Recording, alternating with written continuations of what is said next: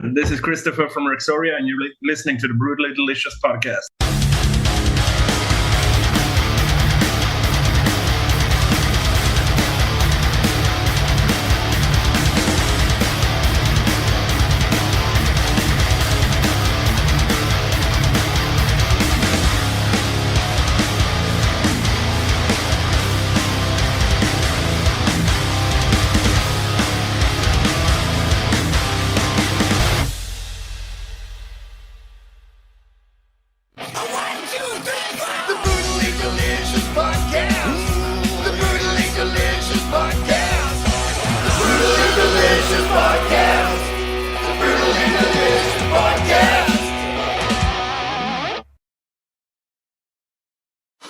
You said we're waiting on somebody else, or?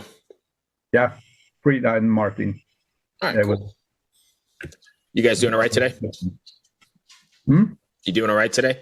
Yeah, it's been a long day so far, but yeah. You've been doing interviews all day? Not all day, but like enough an hour. Of them. No, I mean, it's nice being interviewed. I guess it's better than nobody paying any attention, right? Yeah, exactly. So, and the sun has been shining for the first time for like 10 years now in Sweden. Oh, that's right, because you get that 24 hours of darkness there, right? Yeah. It's been like that for a couple of months now, so. I don't know how in the world you deal with that. That would drive me nuts. Yeah, you get used to it, I guess. I cannot get used to it. I just hate it. You want to get started, and if he jumps in, we'll just jump him in? Okay. Is that okay? It's fine with me. All right, cool.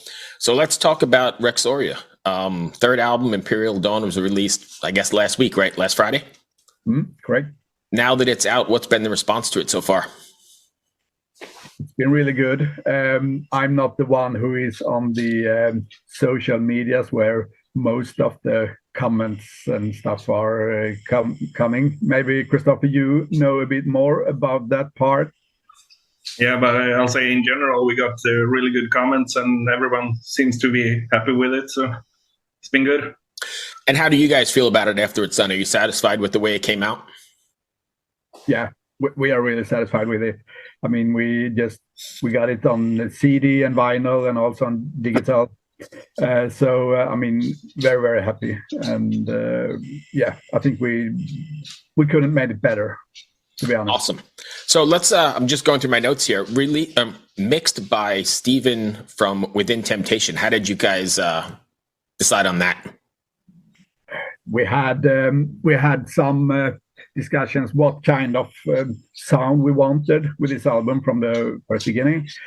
And then, we want the keyboard to be more lifted up than previous albums and so on. So we were checking out many different engineers, and then we actually found Stefan. So we sent him the older demo we had, and thought if he would be interested. And he replied that, yeah, let's do it. So it was, and we are really, really happy about the result. Working with him was good? Yeah, it was really good and really smooth. I mean, we were recording everything in our own studios here. And he was like helping us. Okay, you can think about the acoustic and everything. I mean, he helped us in every way, and communicating in Swedish, it also helps a bit. And always very fast to reply. And yeah, he was really, really nice to work with. Okay. So is there something you want your fans to take away from, or a message you want after they listen to the Imperial Dawn? That's all right. Yeah, you can take that, Frida. Not a message, really. It depends on which song you're listening to. All songs have different, lyrics and kind of styles. So it depends on what mood you're on. I think you can have one song at Imperial Dawn for every mood you're at. When you're furious, you might listen to Rage and Madness, but if you want a love battle and cry a bit, you can listen to Devious Desire. So it depends on what you're at. Gotcha. So there's a little bit of something for everyone. Yeah, I believe for every mood, anyway. Yeah, exactly. What was the writing process like? Are you guys able to get together and write in the same room, like the old traditional ways, or is it more emailing stuff back and forth? On the previous 2 albums, we have been more like having this emailing stuff, trying to take an advance of the digital. But we tried that on a couple of songs, but we realized that, okay, we know we can do this better. So we said, okay, let's sit together in the same room, just like guitar, maybe keyboard, and just come up with something we can do some detail coordination from the beginning. And after a couple of songs in that way, we realized, okay, this is it. This is how we're gonna do the album. And there were a lot of good things with that we could communicate right away. And not doing something that the other one thought something different about. So we really had the same vision from the very first beginning. Right. It was really good in that process. In the end, I think it makes it more organic, right? I mean, some of the albums that we grew up listening to, some of the most influential albums in the world were written that way. And artists bounce ideas off each other right on the spot instead of, sending things electronically. And I think it shows in the final process. Yeah, it's kind of clear. It was really clear for us, especially for me and Jonas, since when you're working by yourself, you might also work a bit too far. And then when I send over a melody or Jonas send over a riff, we have come so far in the song. It's like you kind of lost the first part of it when you started to overthink, elevate the song. So it's been really good for us to sit together and discuss every detail to really make it exactly as we wanted it from the beginning. So one more question about songwriting then. When you're writing songs, are you writing them for how they're going to come across live in a live setting, how they're going to come across on stage, or are you writing songs for the song's sake? Both. I think it's both. Sometimes you can have a feeling of a song, okay, this one will work really good live, and then you maybe adjust it so it should work really good live through the whole song. Then you don't put something acoustic for 3 minutes in that song if you have that feeling. So mostly, I think, if we think that this is a really good live song. But you can also, do songs that may not fit at all live, that we know from the beginning that this is just a good song for the album. It fits very well for the album, but this is not something that people will enjoy live because maybe it be a slower beat or, not that hook live, but it's kind of a good song to have on the album. Okay. What are you guys planning on doing live-wise? Are you planning on touring with this record, or is it too early to tell? Christopher? We hope to do some touring on this album. We haven't booked anything yet, but we'll see, looking what's out there and trying to make something happen. Are you concerned at all about the post-pandemic playing out again, or because there's a number of things, right? Not only is it post-pandemic, but you also have a flood of bands probably trying to play all at the same time because they've been locked up for so long, right? How do you navigate that? Yeah, that have been, it's been a quite challenge to work with this because we have felt that it's much more or less openings and announcements for tours and everything. And then we talked to bigger bands that we have played with before, and they said okay, but you guys might have to step back a while more because all of the tours that coming now, it's stuff that already are booked with support bands and everything since the pandemic. So you're still 1 year what do you say back you have to wait some more, so yeah, that's been quite challenging. So that's why we're also looking for maybe agencies and people who maybe can help us with this stuff now, because I think it's much harder during these years than before. Yeah, I agree. And fans only have so much money as well. So if there's 10 shows in town as opposed to 1 or 2, you can only do what you can do. Yeah. True. Yeah, very strange world we're living in. Yes, right now it's a very strange world. I really don't like it, so that's why it's really good to have the music and have some enjoyment both for us and for the fans, you know. Yes. So I think, and you sort of just mentioned it there, but I think music, especially heavier music or, you know, this kind of stuff, is very cathartic and definitely helps people get through the nonsense we're living in. Yeah, you agree? I believe so. And you also, you know, you have the community together with other people who maybe like metal and hard rock, and you can just, you know, get nerdy about it and, you know, talk to people in the same kind of way, and people understand each other. So I think that's a good thing to have kind of a hobby and an interest in that kind of stuff. Yeah, you mentioned the community. I don't think there's a community like the metal community anywhere else in the world. I mean, everybody's like so tight and so, I guess the word you just used is nerdy, because you meet somebody for the first time and you start chatting about bands and riffs and songs. Yes, you see someone, you know, out of the town, just, oh my God, it's a metal church, shirt on and stuff. Right. Yeah. There's nothing like that. You don't find that in the pop world or in the classical world. It's really, I think, strictly metal. Exactly. Very strange. So what do you guys have planned then? Are you continuing to write in the downtime, or are you just, I know you're promoting the record, but if you're not playing, what are you up to? It's to relearning the songs. It's been a while since we wrote the album, and when we have gigs and maybe further on the tour also, then we need to be prepared for that. So it's, for my part, is to go through the songs and deciding, okay, which guitar should you play there, Christopher, and which should I play, and so on. So a lot of preparation is about that. Rehearse for the shows. You know, we haven't, you know, played so much together. It's mostly me and Jonas, you know, sitting and playing the songs, and then we just going in the studio doing each instrument, but not, you know, playing it together. So, you know, starting to work on the. So how long has the album been completed then? We start. I think it took us almost a year from start to finish completely. Right.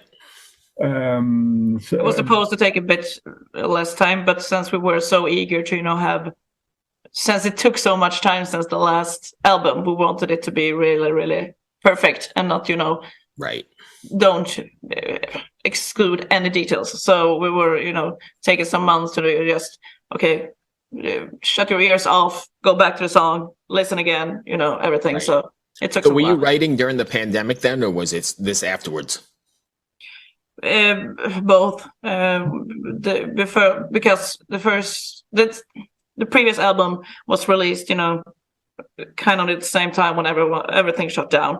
So we waited like maybe half a year there to see what the world was, where was it going, and then we started to realize that, okay, this is gonna take a while. So after that, we might started to write some songs. Me and Jonah started up maybe 2 songs, see what we're going, and then we took a break again, and back forth. So okay, I do like that you guys released a record as opposed to just taking the singles route, which is sort of the new model of the music business, right? Because there's a whole process and a whole art form, I think, in sequencing in the record and how it's supposed to flow and the artwork and the whole deal that is sort of missing in the modern day music business, right? Yeah. That might be also kind of, you know, the metal hard rock style, maybe, even if this type of music also goes maybe that way. But, you know, I believe that the album part is really important to metalheads and people in hard rock still. So I think you should keep that. Is it tough to do that though, because everybody else is doing the 6-week single and then release another one, and a lot of people aren't even doing full records anymore, right? They're just doing a video single and then move on to the next video single. Was there any thought to that? I mean, most of the other bands in our genre are, as we said, releasing full albums. So I don't think there is like a problem for us. Much decision, right? But of course, it's a bit sad that the development of some genres has been like that, because you lose the complete idea what I think of releasing an album, because it's so much more than just some music and the lyrics. It's, I mean, the whole picture of it. If you have it on vinyl, I mean, that big cover, and check the insert, and Right, the liner notes, everything. Yeah, exactly. And I think for metalheads that is very important. So that's why more or less every metal band are still doing the old way. So yeah, I mean, I love that, and I think that's the way it should be, because growing up, you saved your paper route money, you went to the record store on a Tuesday, it was release day, and you bought the record and listened to it the way you wanted it to, the way the artist wanted it to be, and you read the lyrics and the notes and who you thanked and where it was recorded. It was all like some big process, like a ritual almost. Yeah, exactly. I think Jonas has a point there, but I also think that since like Spotify has become such a big deal right now, and the kind of issue that you only can get on the big playlist and everything when you have a release, right. I think there might be a background there when you just release a single or an EP every year, because you have to have more times tighter together to get on the playlist to showcase everything. When you're writing an album, you maybe get one playlist, and then it takes like 2-3 years to the next album before you get it again. Right. When other bands maybe have 5 chances during this time. So there's a way you have to level if how much do you want to spread your words on the internet and the streaming platforms, right. And everything. It's definitely very different.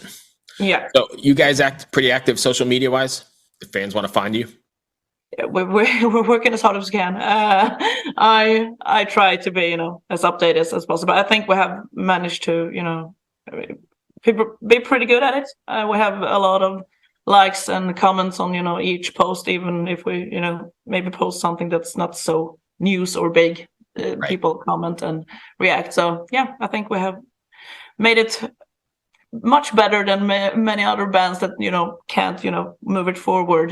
So I have worked really hard with that. Yeah, that's a whole nother. You got to be super skilled at doing that. On top of being a musician, you got to be a social media expert and all this nonsense now. Yeah, many stuff going around.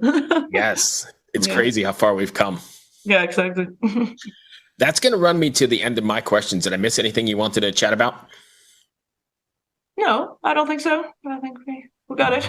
Yeah. If fans want to find you, can you give us your social media? Yeah, we have a very, very unique name. So just Rexoria on Facebook, Rexoria on Spotify, Google, Instagram. Everywhere we have just the same name, Rexoria, so they can check it out. Okay. So I do have one more for you, and then I'll let you go. This is a sort of a big one, but why do you think so many great metal bands especially come out of those Scandinavian countries like Sweden and Finland and Norway? I think we have so bored and bad weather here, so we need to do something. And we are writing music. I was actually going to say that we don't have anything else to do. We just sit. That may be the correct answer. or that we are very bored people, so we are need to do something. So that's why we learned an instrument. Because it's a very inordinate amount, right? I mean, you look at those small Scandinavian countries compared to the rest of the world, and you guys are pushing out some of the best metal out there. Yeah, I don't really know why it is like that, to be honest. I believe also that, since we are a much smaller country, we also get a very more intimate community with the other bands that also push now. So you can take tips from each other. You can talk more together, even with the bigger and the smaller bands. You can take tips from each other. So I think it's one of that. We have gotten a lot of help from other big bands who we have toured with, and so I think that's you can get in touch very easily with other bands as well. So I think that's a good thing. On the flip side of that, though, does it make it too competitive, or that's not really an issue?